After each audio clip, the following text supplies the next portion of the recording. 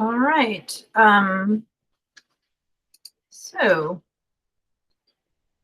we are starting chapter 7 today, which is sort of misleading, I guess, because we're really starting out with 2.8.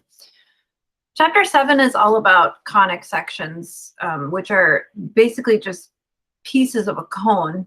And you feel free to look that up if you'd like on the internet and figure out where these sections come from. I'll find something for you and show you on Wednesday. I'm planning on doing a live class Wednesday. But basically, we're just going to be pulling apart these pieces of a cone and discussing the particular shapes that we're going to see when we do that. The first one that you're going to see is a circle. So I don't want to talk a lot about circles because we already talked about circles. I don't know, like 2 chapters ago, we talked about circles. But I do want to talk about the midpoint formula and the distance formula, which you probably saw.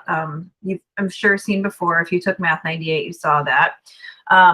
Just some general notes I should mention, though, before we start. Your next test is a week from Wednesday. So your final exam is Wednesday, December 16th. Test 5 is Wednesday, December 9th. So not this coming Wednesday, but the next Wednesday. That means we only have 3 days to cover this material. That means we're pretty much only getting through chapter 7. That usually is exactly where I end up anyway, so not too concerned about that. I will just give you a quick rundown, though, probably on review day, about sequences and series, so you have some sort of indication of what they are. So we're going to take our final exam the 16th. We'll review for the final on the 14th, which is Monday. I also have information for you that I'm going to email about a departmental final review that's going to be done, I think, by Professor Spears. I can't remember, but I'm pretty sure she's doing it. And that'll be recorded also. So you'll have 2 options to review for your final exam.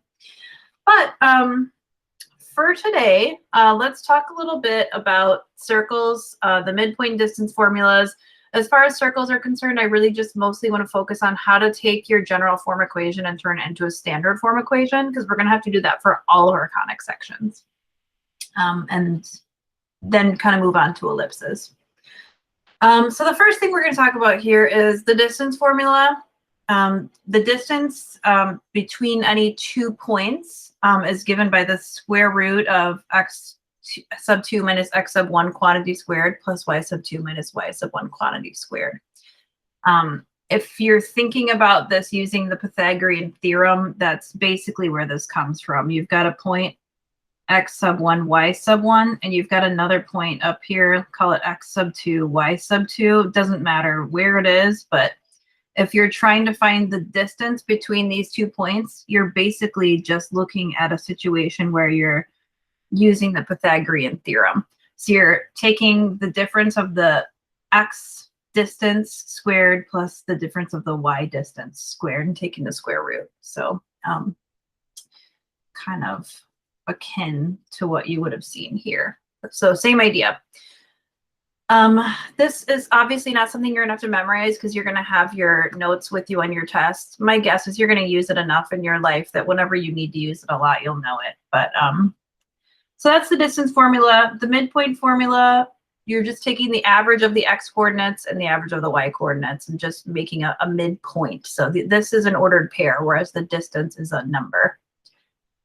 All right, so find the distance between the pair of points. If I were you, I would label the points. I feel like my focus could be a little better. There we go. Okay, so if I were you, I'd label the points. So I'd maybe say that this is point 1. So this is x sub 1, y sub 1, and maybe this will be point 2. So x sub 2, y sub 2. So if I'm going to use the distance formula, I'm going to say d equals the square root of, and then x sub 2 minus x sub 1 is 6 minus 2 squared plus, and then y sub 2 minus y sub 1. So -3 minus -5 quantity squared. And if you want to do the minus a negative, or if you just want to leave it at a plus, that's up to you. 6 minus 2 is 4. -3 plus 5 is +2. So you'll have 16 plus 4, and you'll end up with the square root of 20. Don't forget that if you're entering this on MyMathLab, you will have to simplify this radical. And on your test, I'm going to have a point here for simplifying this also. So 20 can be rewritten using a perfect square factor of 4, and then simplify the square root of 20 down to twice the square root of 5. And that would be the distance between these 2 points. So if you wanted to get a decimal approximation, you could always plot the points and kind of eyeball it and see, does that make sense that they would be that many units apart? As far as finding the midpoint, we're going to use this midpoint formula up here. So we'll say that m equals, we're going to add up the x coordinates and divide them by 2. So 5 plus 7 over 2, and that'll be the x coordinate. And then for the y coordinate, we'll add up the y coordinates and divide by 2. So x coordinates, y coordinates. We have 12 over 2 and -5 over 2. And the midpoint would be 6. And I would leave it as an improper fraction if I were you. But if you're trying to verify the midpoint and you wanted to plot the points, then yes, definitely, by all means, say that that's -2.5. So there's your midpoint. So those formulas are pretty easy to apply. You should have seen them before. So this is just a little bit of a review of those. Next, we're going to talk about circles. And if it seems like I'm going through this 2.8 stuff pretty quickly, it's because we've pretty much talked about circles before. So I don't want to go into too much depth about it, especially when we only have 3 days to go. A circle is a set of all points in a plane that are equidistant from a fixed point called the center. The fixed distance from the circle's center to any point on the circle is called the radius. Here's your standard form equation. We've used it quite a bit recently, especially when we were talking about nonlinear systems. So that wasn't too long ago. If you're trying to write a circle with a given center and radius, remember you're always using minus signs in your formula. So x minus h and y minus k. So x minus 7 quantity squared plus y minus -10 is plus 10 quantity squared equals r squared. If r is 10, r squared is 100. And that's it. That's how you would write the standard form equation of your circle. So that's also review there. Let's see, write the equation in standard form, then give the center and radius of the circle. You'll know it's a circle because these two coefficients for x squared and y squared are the same. Later on today, we'll talk about ellipses, and you'll see that that's not going to be the case. So divide all 3 terms by 36, and you'll get x squared over 6 plus y squared over 6 equals, oh, you know what? I'm already in like ellipse mode.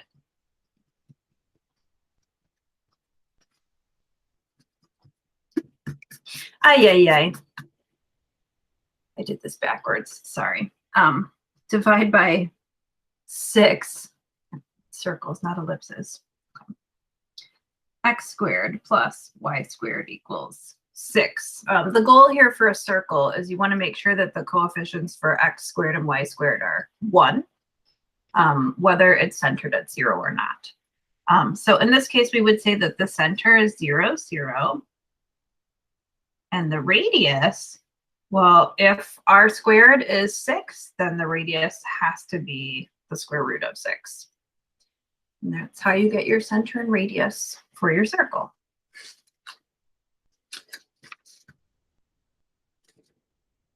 Here is an equation for a circle that is not centered at the origin.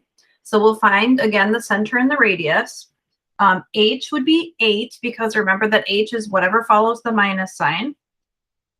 And K would be -7. If you want to think about it as taking the opposite, this is really y minus -7, and it's whatever follows the minus sign.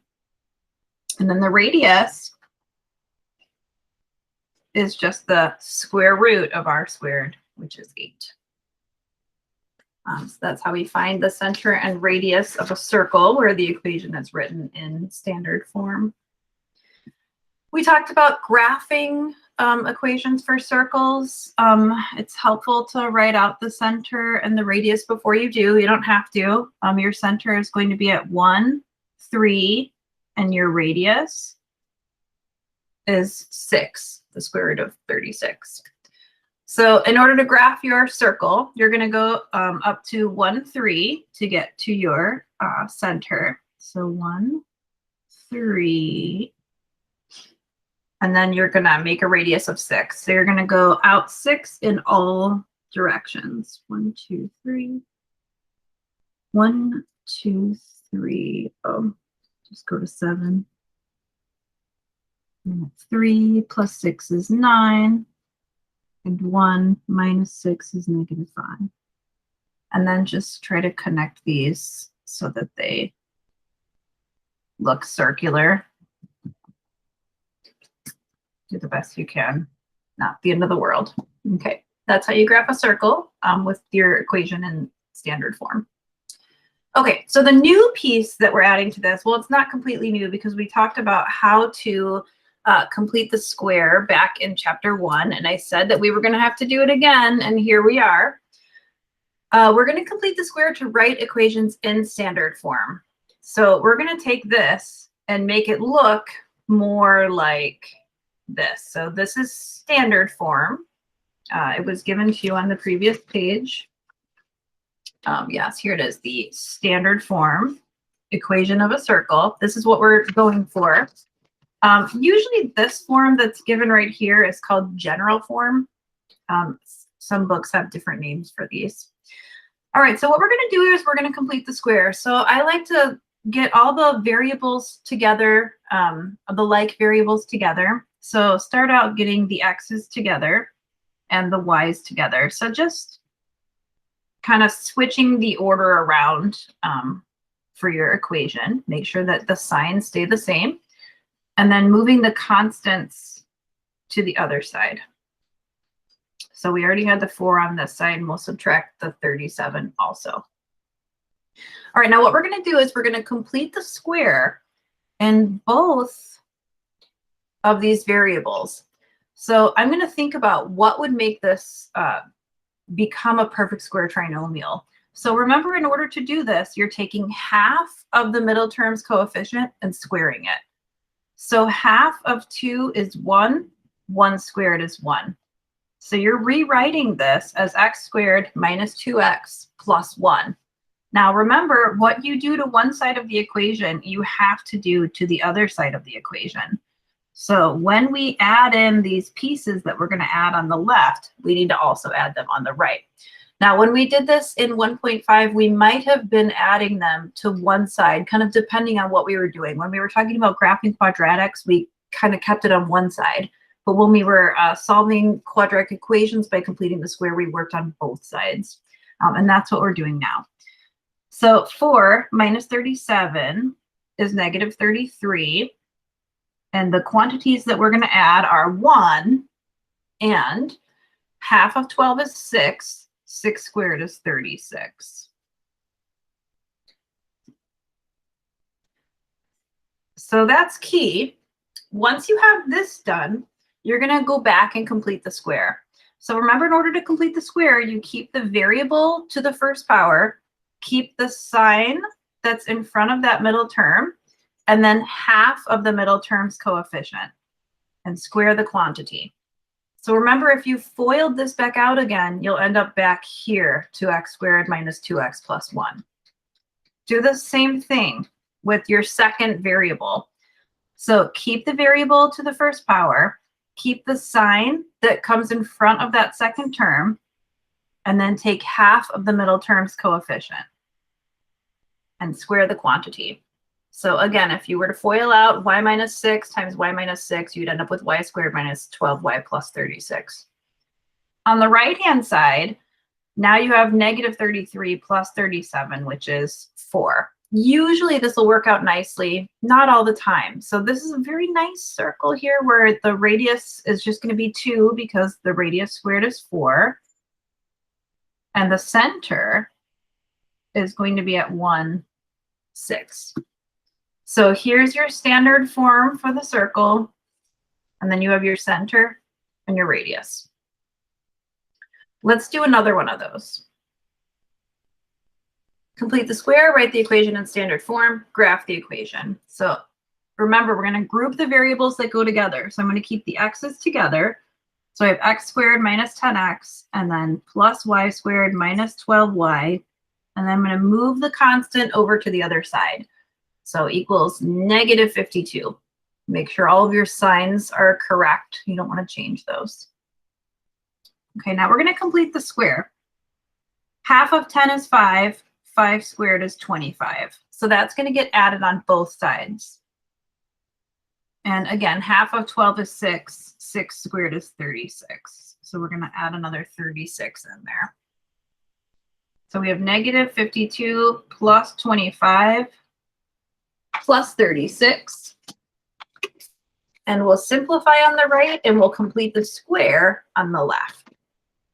So let's see, negative 52 plus 25 plus 36 gives you 9.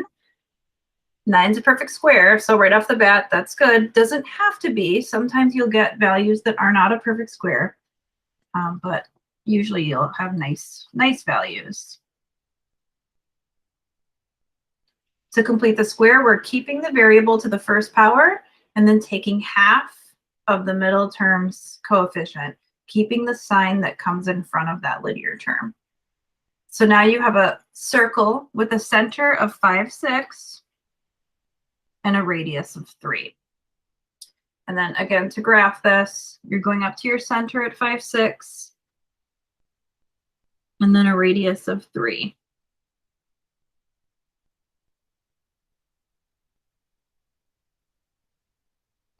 And there's your circle.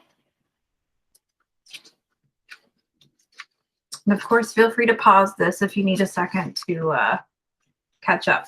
Now that's all I was going to do from 2.8. If your notes have this problem in them, we don't have time for this problem. It's not that important to me. I don't want to spend a whole bunch of time on circles.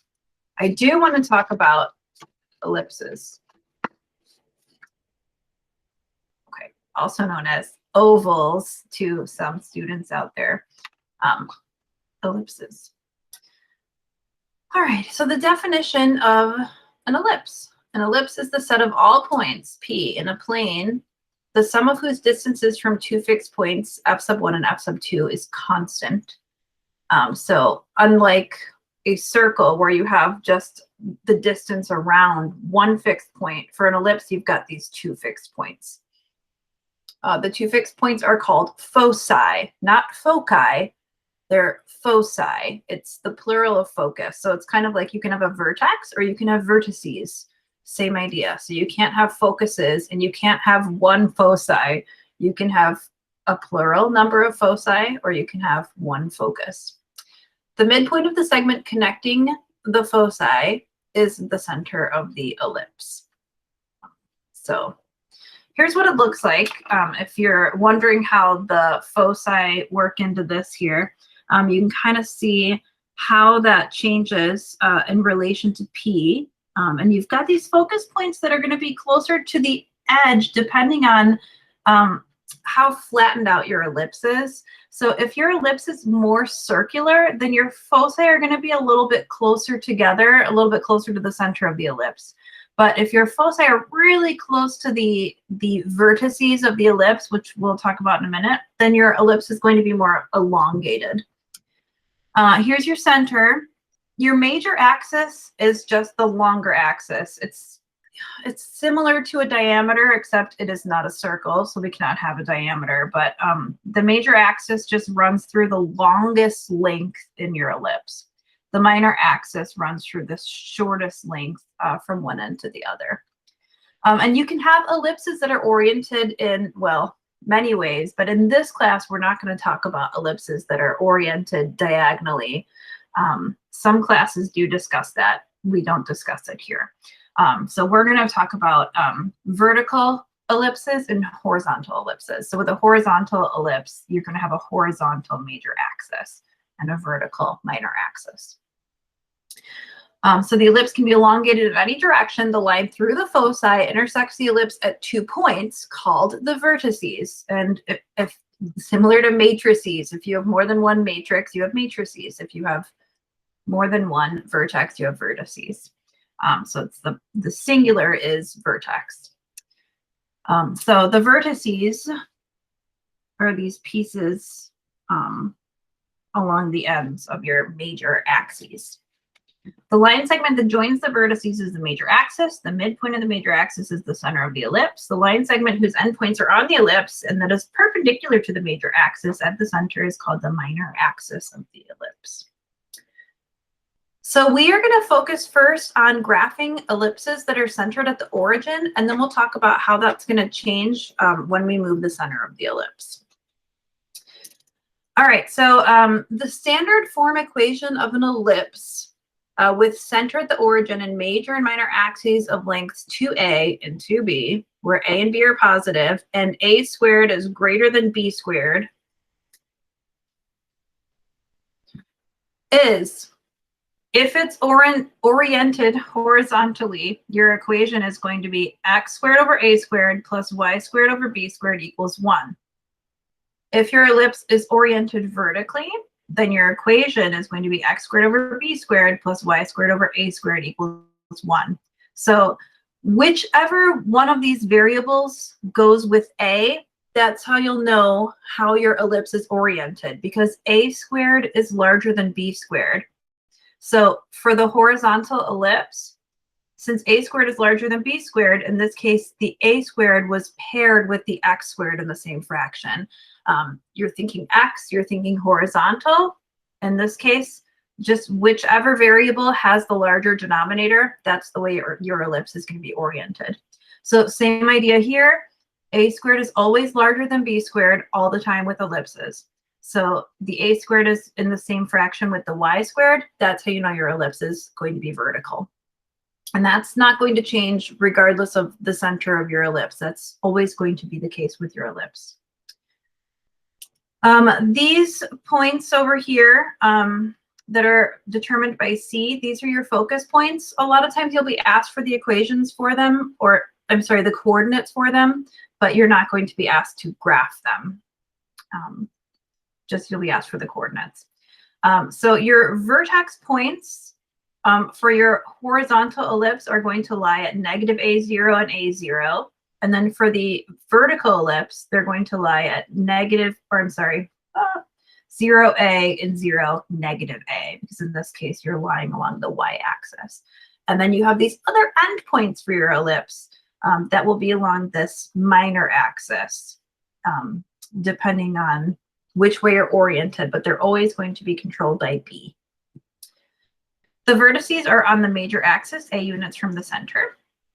The foci are on the major axis, C units from the center. So your foci are always going to be on your major axis. So if your ellipse is horizontal, your foci will be lying along that major axis. Same with if your ellipse is vertical. If your ellipse is vertical, you're going to have focus points that lie along that vertical major axis.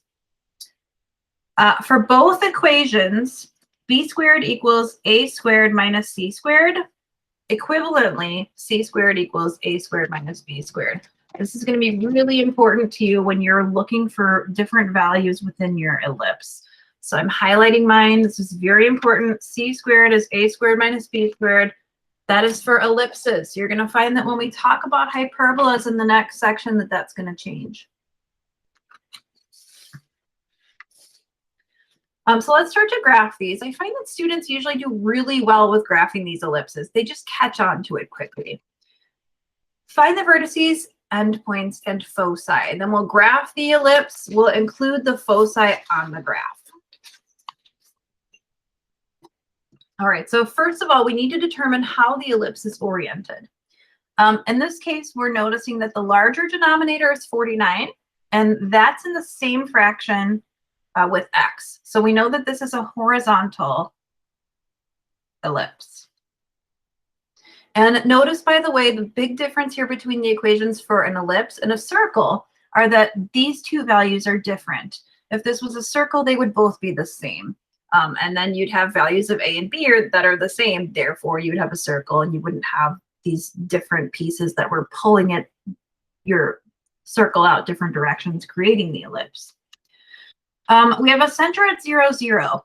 Now, later on, we'll talk about moving the center, but as long as you're not taking anything away from the coordinates x squared and y squared, your center is at 0, 0. So we're only going to be focusing on that for right now. So center 0, 0.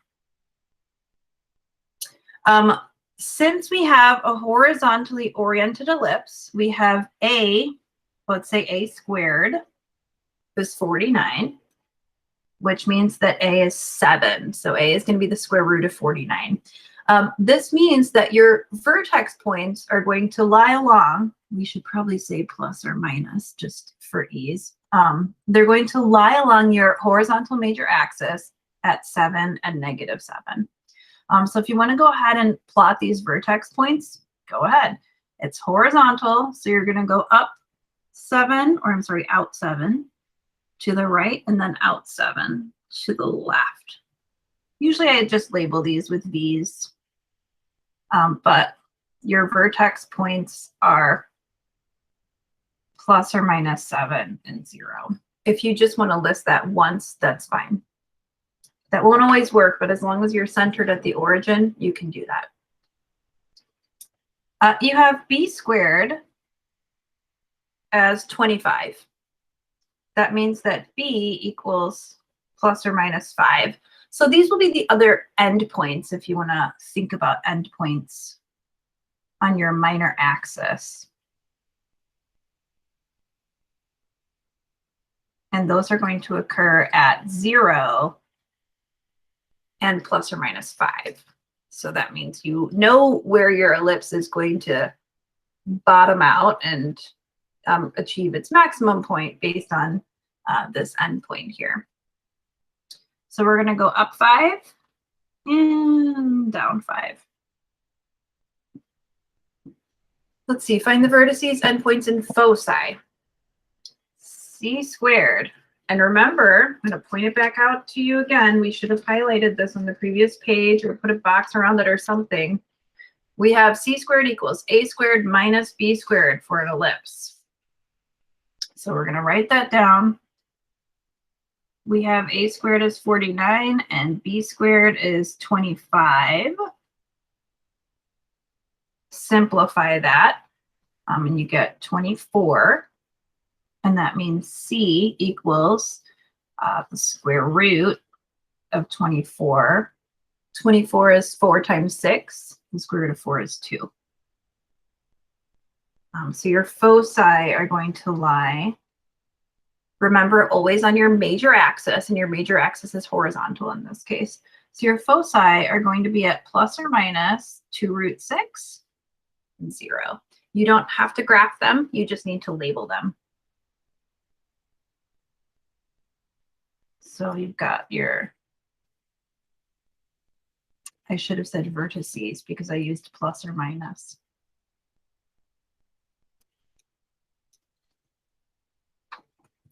That's going to drive me crazy. Now I have to fix it. Vertices.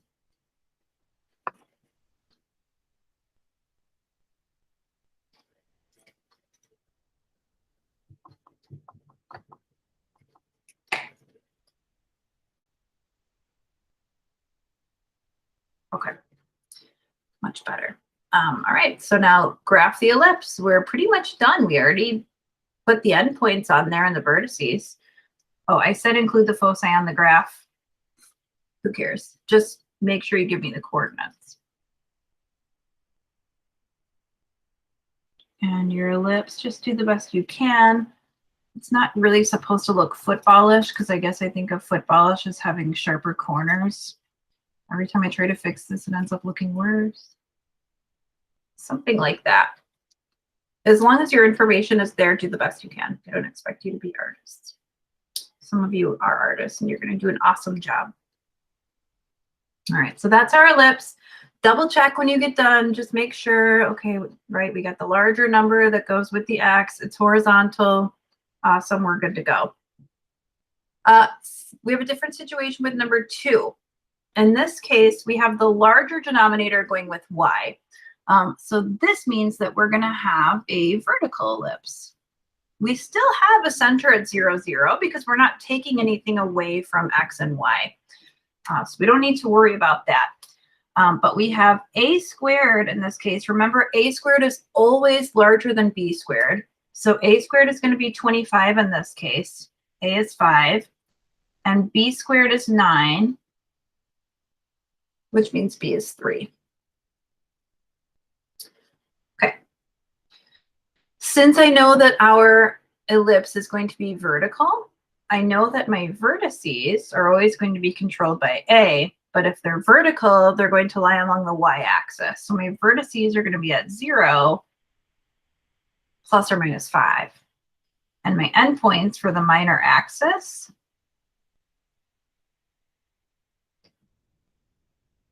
are going to be sitting on the horizontal axis. So these are going to be at plus or minus 3 and 0.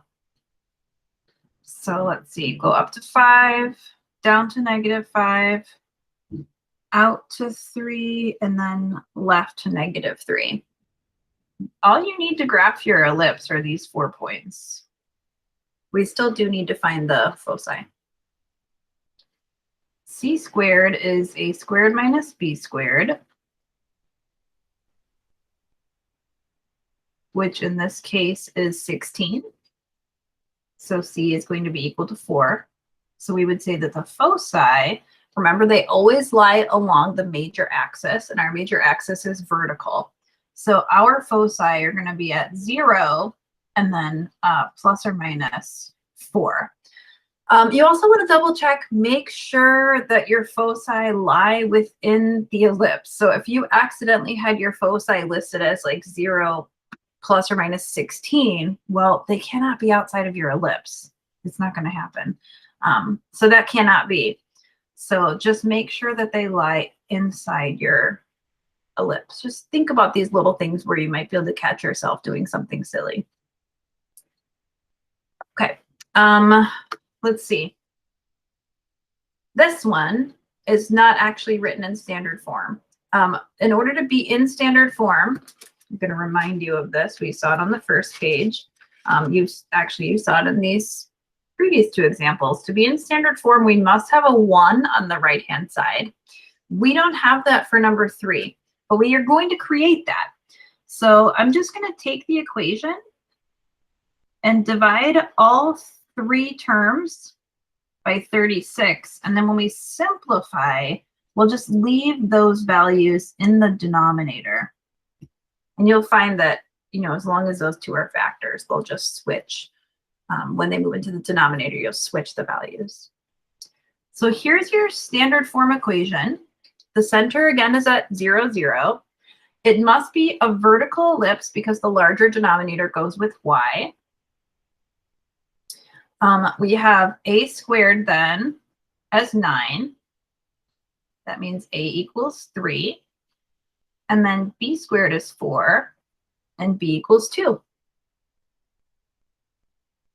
So let's see, if we're vertical, then our vertices are going to go up and down 3 units. So 0 plus or minus 3.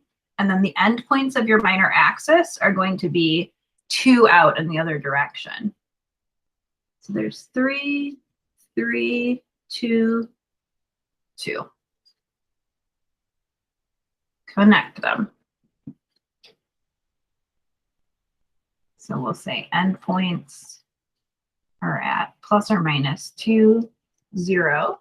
And then for your foci, got one last thing to do here. C squared is a squared minus b squared, which is 5.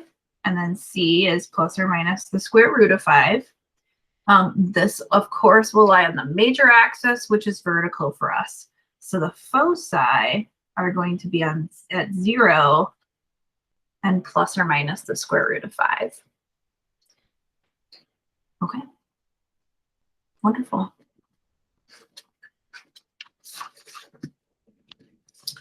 So one thing you're going to be doing is what we just did, where you're given an equation and you're going to graph an ellipse. And then another thing you're going to do is you're going to work in the opposite direction.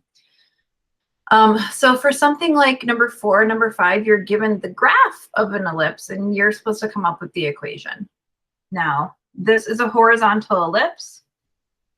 So you know that the larger denominator is going to go with x squared in this case. Look first for your vertices. You can go ahead and label them. It appears that they are at plus or minus 9.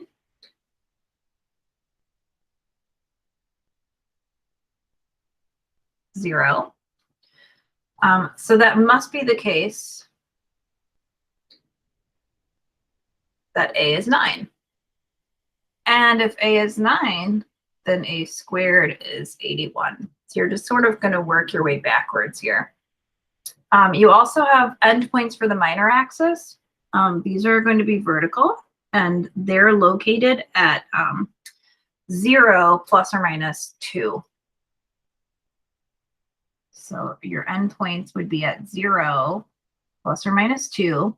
That means b is 2 and b squared is 4. Now you just need to put it all back together again. So let's see, you have a vertical ellipse. I'm gonna write mine up here. Officially, it does not matter. Normally with an ellipse, we write the x term first. So I'm gonna stick with that. And this is a horizontal ellipse. So we'll just write this as x squared over 81 plus y squared over 4 equals 1.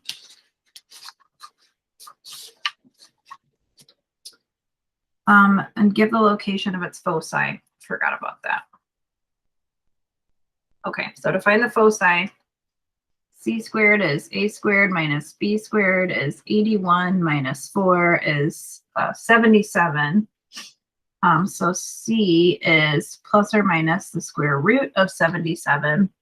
So it must be the case that the foci are at plus or minus square root 77 and 0.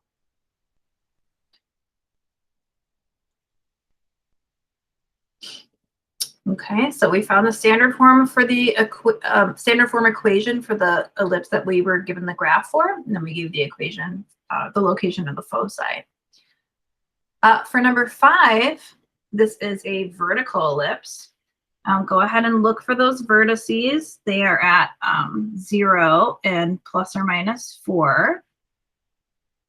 That means that a equals 4 and a squared is 16. Our endpoints are at plus or minus 2 and 0. So that means that b equals 2 and b squared is 4. We can go ahead and put this together into an equation if you want to keep this consistent where you keep the x squared term first. That's not a bad idea. Because our major axis is vertical, b squared goes with x squared.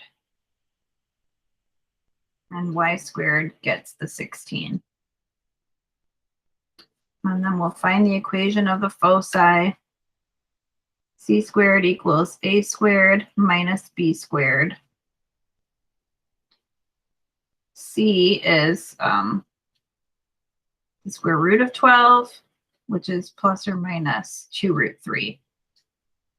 Your foci, remember, lie along that major axis, which is vertical. So they're at 0 and plus or minus twice the square root of 3.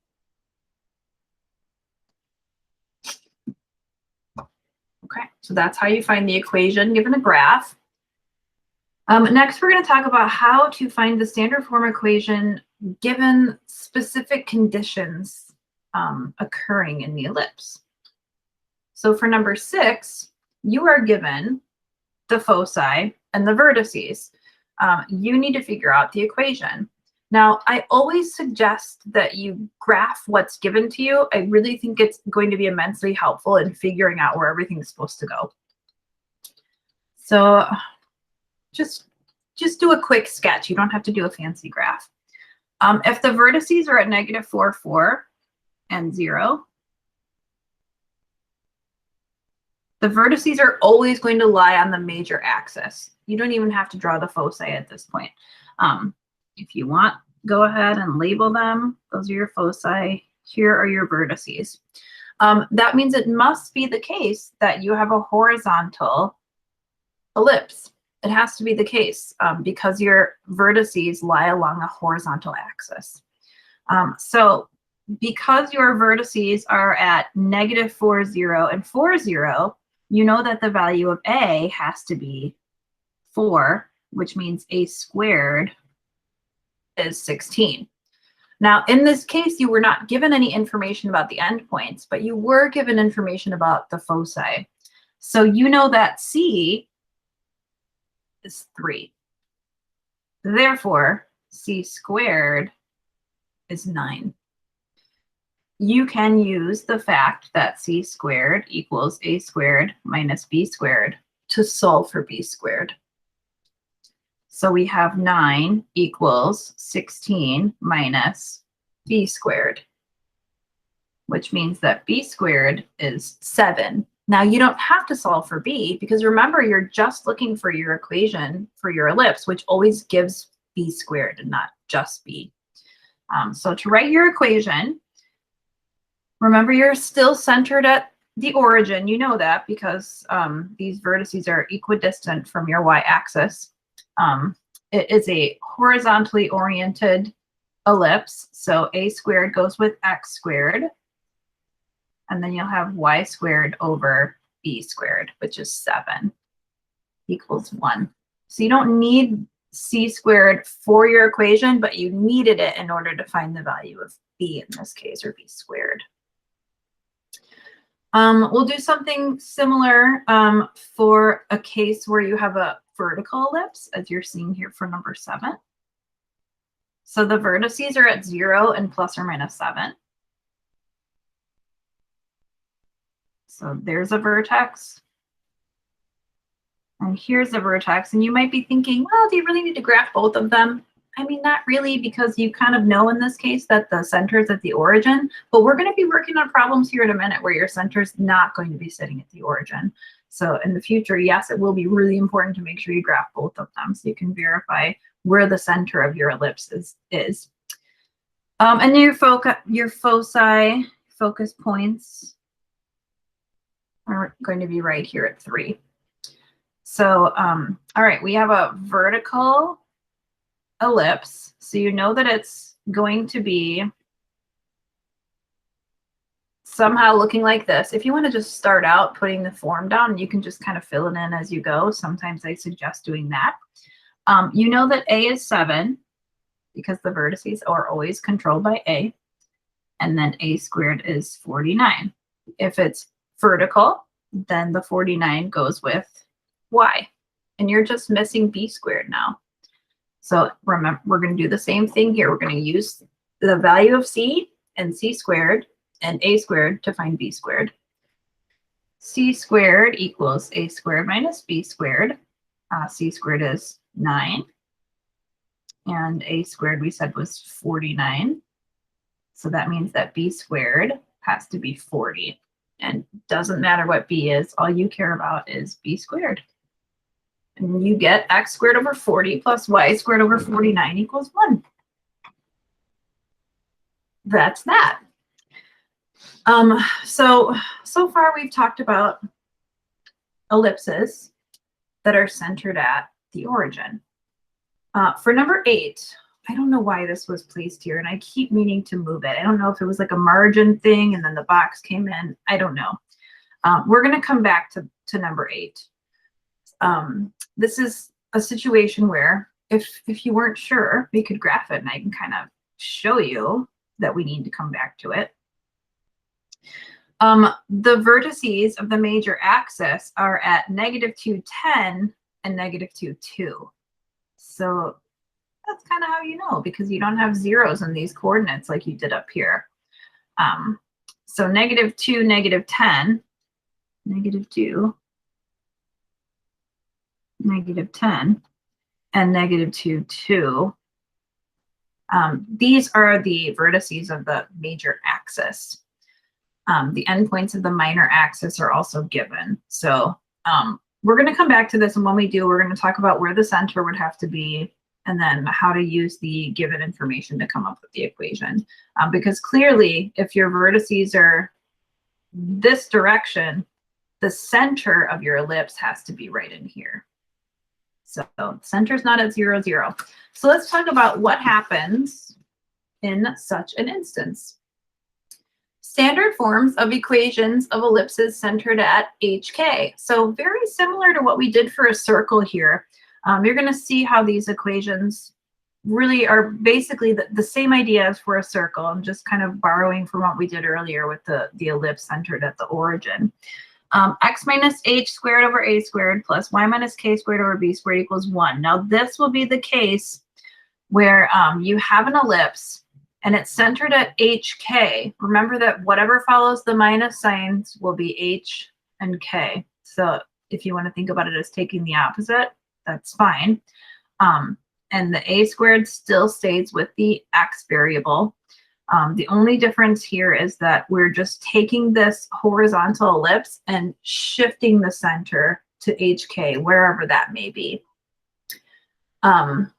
We'll correct for the vertices. I wouldn't think about this with a formula if I were you. You can, but I don't think it's a good idea. But the formula's here if you should need it. Same idea here for your ellipse that is vertical. You're still going to have a squared with y squared, but this time it's going to be y minus k squared and x minus h squared. So you still have the center at HK. Nothing changes with your foci. C squared is still a squared minus b squared. Okay, so let's talk about how to graph an ellipse that is not centered at the origin. First of all, write down what your center is. Remember, it's whatever follows the minus sign for h and for k. So for k, it would be 2 because 2 follows the minus sign. But for h, you really have x minus -1. So that means that this would be x minus h squared. Therefore, h equals -1. And k is +2. So your center is at -1, +2. And like I said, if you want to just think about it as taking the opposite, that's fine. A lot of students do it that way. The larger denominator is with the x variable. So you know that this is a horizontal ellipse. We know that a squared is 16. So a is 4. And b squared is 9, which means b is 3. So you know that you're going to have vertices that are going to be 4 units away from the center point. But you can't say that your vertices are at ±4, 0, because now your center has been shifted. So go ahead and plot your center at -1, 2. So there's the center of your ellipse. You're going to draw your vertices to the left 4 units and to the right 4 units of center because it's a horizontal ellipse. So I'm going to go to the right 1, 2, 3, 4 units. There's a vertex. And I'm going to go to the left 1, 2, 3, 4 units. There's another vertex.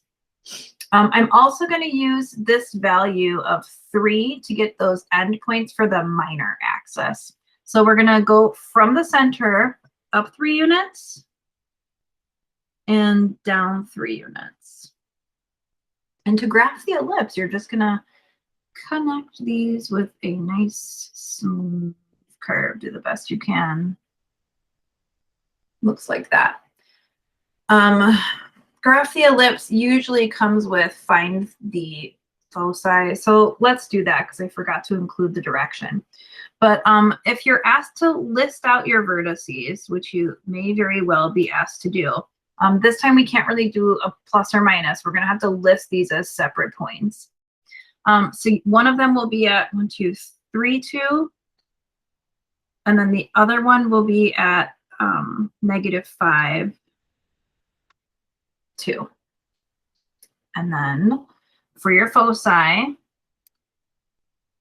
again, c squared is a squared minus b squared, which is 16 minus 9, which is 7. And then c equals plus or minus the square root of 7. Now, your focus points are always going to be on that major axis, which in this case is horizontal. So we're going to start from the center and add the square root of 7 and then subtract the square root of 7. So your foci are going to be at, and remember your center is at -1, 2. So we're going to start out by taking this x coordinate of the center, -1 plus the square root of 7. Keep the y value the same, it hasn't changed. And then -1 minus the square root of 7. And again, your y value has not changed. This is fine. I don't want you to give me approximate decimal coordinates. Just start out with your center point, and then if you're going left and right, just take that value off the x coordinate or add that value onto the x coordinate, depending on which one you're giving me. The y coordinate will stay the same. If it's vertical, you'll do the opposite. So these are your foci.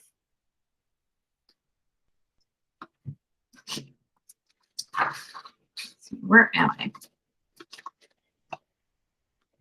Okay. Well, we did everything we needed to do there. Number 10. Find the center and foci of the ellipse whose equation is given. So for the center,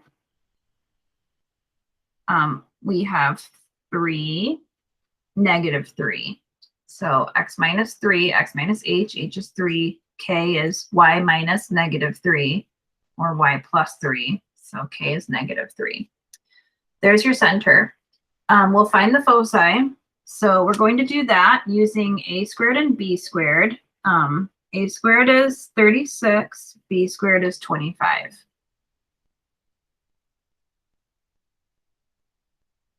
And c squared is going to be 11.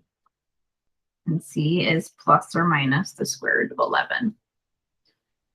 So you're going to start at your center and you're going to figure out which way your focus points are going. In this case, you have a vertical ellipse because you have the larger denominator with the y variable. So you know that your focus points are going to be along that vertical major axis. So the x coordinate is not going to change. You're still going to be on this x line. It's just the y coordinate that's going to change for your focus points. So for your foci, the x coordinate is still going to be 3 no matter what. And then you're taking the y coordinate, -3, and you're doing plus or minus the square root of 11. I'm fine with it if you want to write it this way. I know in this example, I wrote them out twice where I had a plus version and a minus version. If you want to write it just once like this and just add and subtract off of that coordinate, that's fine too. And MyMathLab should accept that. If you feel like it's not for some reason, hit the Ask My Instructor button, say, hey, this wasn't accepting my answer, and then I'll look into it. Usually it's something that you accidentally entered wrong, but I will be more than willing to check it.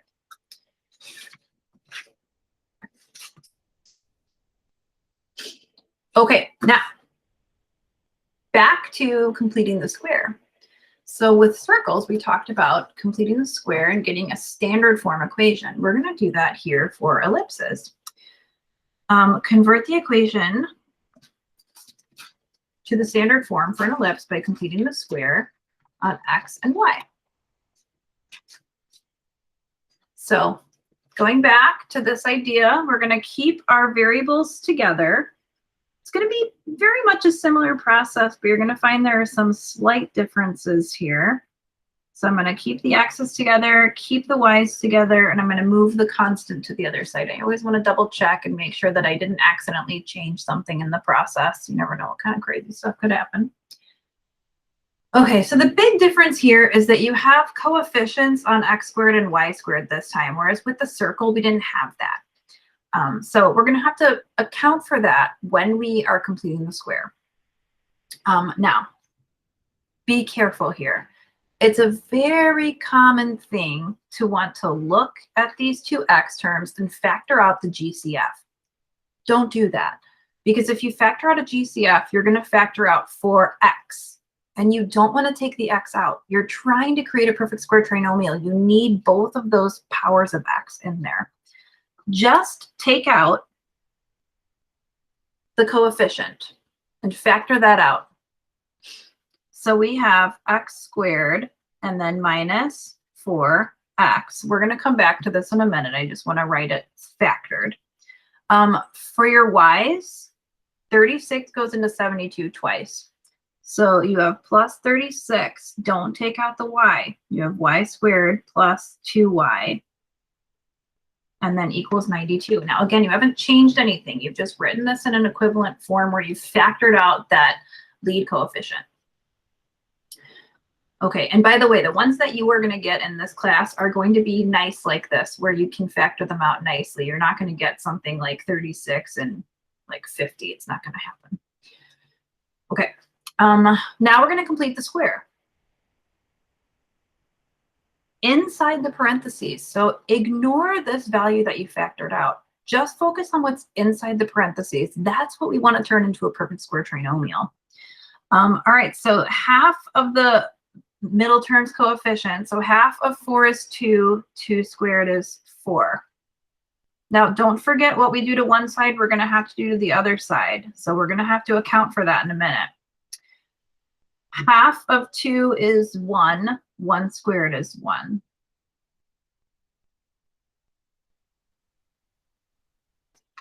And I'm going to have to work on that on the right-hand side now. Okay. Now, be careful, because when we were working on this with circles, we said, oh, no big deal. We added 4 on the left, we'll add 4 to the right. We added 1 on the left, we added 1 on the right. Not the same situation here. You didn't really add 4, did you? You added 4 inside the parentheses, but you really added 4 times 4 on the left-hand side. You have to consider the fact that this 4 is going to get multiplied by the coefficient that you factored out. 4 times 4 is 16. That's what you added. Account for this by including a 16 here. Same idea. We didn't really add 1. We added 1 times 36. So you're going to add 36 on the right-hand side. That's key. Study that. It's important. We're going to go ahead and simplify on the right, and we're going to complete the square on the left. 92 plus 16 plus 36 is 144, which is awesome because you already know that 144 is a perfect square. So let's see what we end up with here in the end, because we're going to have to divide that out. All right, so we have 4 times x minus 2 quantity squared plus 36 times y plus 1 quantity squared. To get our equation in standard form, we need to have a 1 on the right-hand side. We don't have that, but luckily 4 and 36 are both factors of 144. So what we're going to do here is we're going to divide each term by 144, and then we'll simplify the fractions in all 3 terms.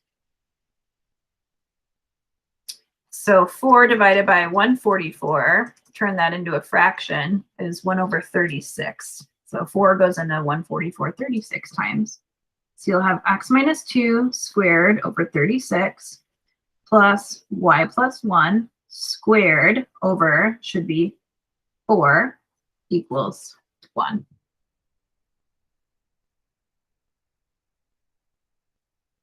So we converted our equation to standard form by completing the square on x and y.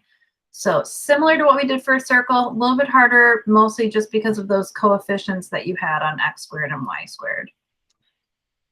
So study that. You can go backwards and work on that. I want to go back, though, and do number 8.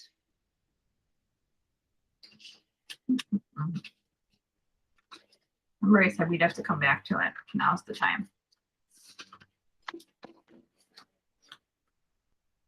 Number 8. We are going to write an equation for the ellipse satisfying the given conditions. Okay, now that we know a little bit more about this, we know that we have a vertical ellipse. We're going to find the center by taking just the average of these y coordinates here.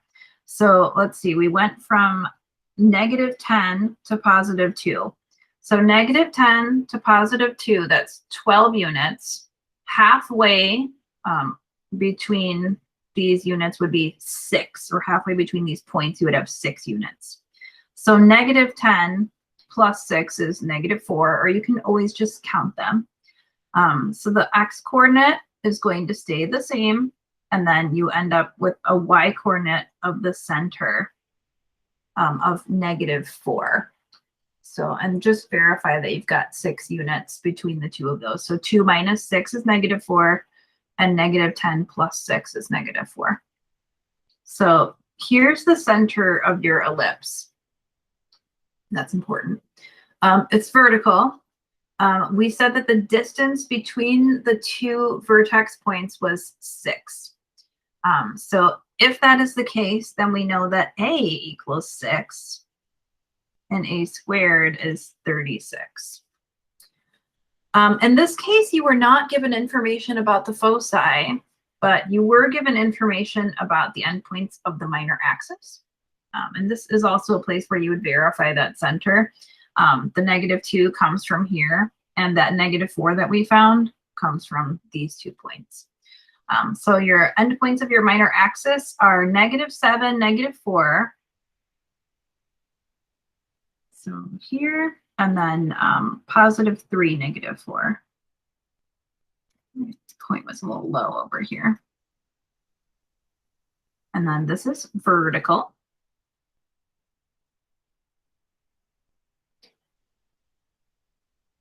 Kind of looks like that when you finish it, although you don't actually have to draw your ellipse in because you don't actually need it in this case.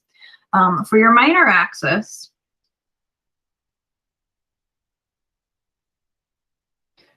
we were sitting at -7 and 3. So the distance between these 2 points is going to be 10 units. So 7 to get here and then 3 more. So 10 units, and then half of that is 5. So you can go up 5 to get to that center at -2, and then up another 5 to get up to 3.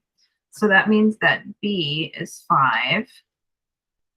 And then B squared is 25. And by the way, you can kind of see how having values of A and B that are pretty close together is going to create an ellipse that looks a lot more circular.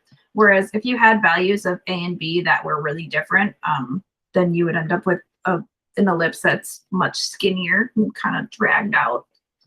But that's not the case here. This looks much more circular. But anyway, in order to write an equation for ellipse, for an ellipse, you just need the center and a squared and b squared. So let's go ahead and write that out. H is going to be -2 because H is -2. If you would like to write this twice, fine, or you can think about taking the opposite and writing it in for that coordinate. So this was really just x minus -2 squared. It's x plus 2 squared. Our ellipse is vertical, so b squared goes with x squared.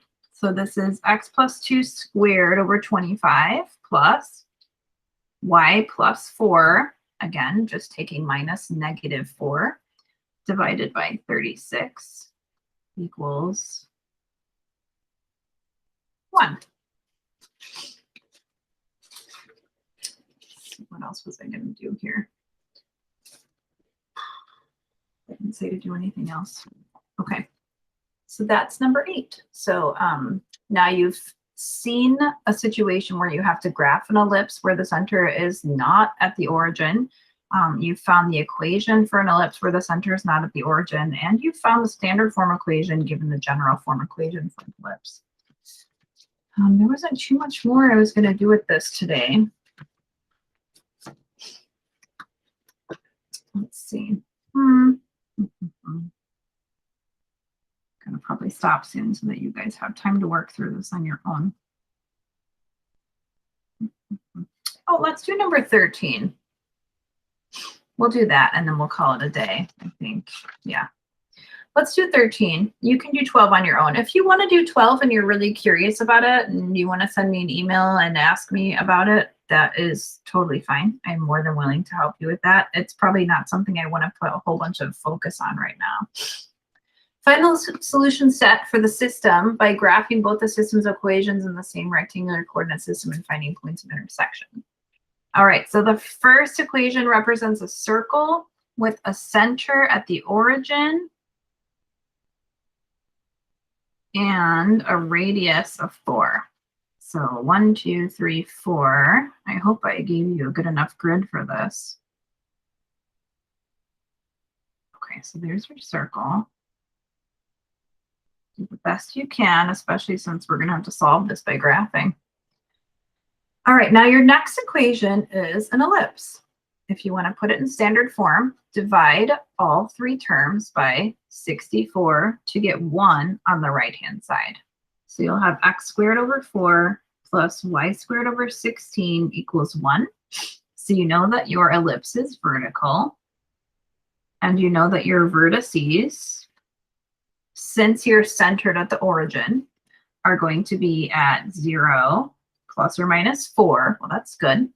And you know that your endpoints will be at plus or minus 2, 0. So your endpoints will be here, and your vertices will be here. And do the best you can. So you can see now how we were solving these nonlinear systems before using substitution or elimination. I gave you guys a problem like this on your test, and most of you used elimination, which was what I expected you to do. And some of you used substitution, which was fine as long as you solved for x squared or y squared. But if you try to solve for x or y, you got really lost. So I don't know, this is totally an elimination problem. But anyway, it's something that you now know how to do in both ways, because you have a solution here and here. Your graphs are intersecting at these points, and it doesn't matter that they're not actually like going through and that they're just meeting. Doesn't matter. Anywhere these graphs overlap at all is a solution to the system. So your points for your solution are 0, 4, and 0, -4. You guys got that overlap. Okay, that's all I want to do for today. Please email me if you have questions. I will check my email this evening just to make sure. And I do plan on having a live class on Wednesday. That's all. So we have Wednesday. We'll talk about hyperbolas. And then on Monday, we'll talk about parabolas. And then if I have a little time, I'll do a quick summary for you of sequences and series, just so you have some sort of idea of what they are, because you will use them in Calc 2, not necessarily the way you'll see them here, but I would like for you to at least have a little bit of a familiarity with them, and maybe with some of the notation. So we'll focus on that for next week and for Wednesday, and then your test will be a week from Wednesday on the 9th. So that'll be test 5. Now remember, I drop your lowest exam score. So if you feel really happy with your previous 4 exams and you don't want to take this exam, fine. You can drop this one, get a 0 on it, and it won't be counted. But most of you, I can't think of anybody who doesn't have at least 1 exam score that they would like to improve. So the nice thing is, for this exam, even though you're going to have a little bit of a shorter turnaround for it, there's less material to cover. It's all going to be very much, you know, just conic sections. So it's not going to be like you're trying to do a whole bunch of things. It's going to be very focused. So that's the plan. I'm going to email you to let you know when that final exam review is. I got an email about it today, and there were some documents in there. So I'll post that on D2L. And that is all. I'll put up some homework. Email me if you have questions. Have a wonderful evening, and I'll see you Wednesday.